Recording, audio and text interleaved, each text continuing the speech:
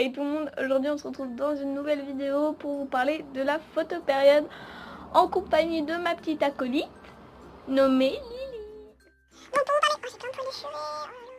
On va parler de la photopériode comme vous l'aurez compris, et pour pouvoir savoir ce que c'est, on va poser des mots sur la photopériode, enfin plutôt une définition. C'est une définition que j'ai trouvée sur internet parce que moi je trouvais pas comment l'expliquer avec mes propres mots. J'ai vraiment plein de poils de furet, j'en ai marre. Et donc j'ai trouvé une définition qui est compréhensible, qui n'est pas scientifique parce que même moi je l'aurais pas compris, donc ça sert à rien. C'est une définition qui, je pense, peut être comprise par tout le monde. Vous me direz, hein, peut-être que je me trompe, hein, je ne sais pas. Donc c'est la durée quotidienne d'éclairement ou de longueur du jour. Et c'est écrit que ça peut avoir des effets sur les organismes animaux et végétaux. Donc voilà ce que c'est la photopériode. Dire oui, et quel est le rapport avec les furets ou n'importe quel animal? Et bah c'est que la photopériode, faut la respecter. Je vais vous donner quelques astuces pour la respecter. Donc déjà la photopériode, ça va jouer sur la mue du furet et sur les périodes où le furet va être en chaleur ou en rut. Donc sur du sexe de l'animal. Donc pour le rut et pour les chaleurs, il y a une période précise où le furet va avoir cette période. Ce qui fait que si le furet est par exemple en chaleur un mois, je sais pas moi, je dis le mois de janvier, c'est pas bon.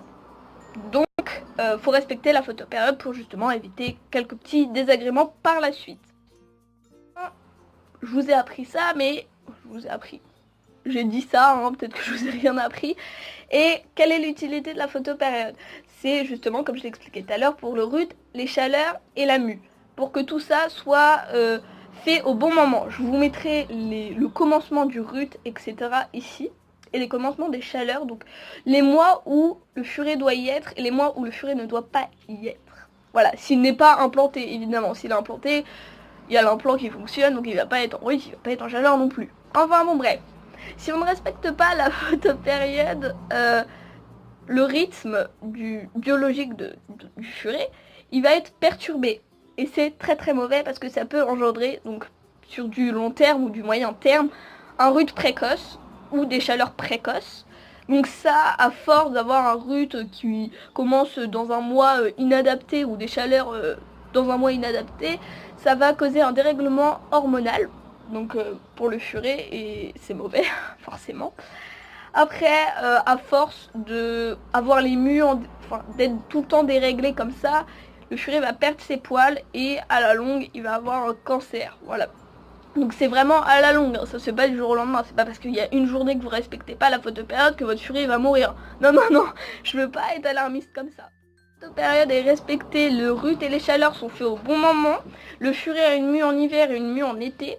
Une prise de poids pour l'hiver et une perte de poids en été.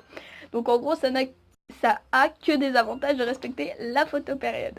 J'espère que cette vidéo vous aura plu et sur ce, je vous fais de gros bisous. Bye. J'aime pas quand elle mange, elle fait une tête bizarre, mais T'es méchante. Mais c'est vrai.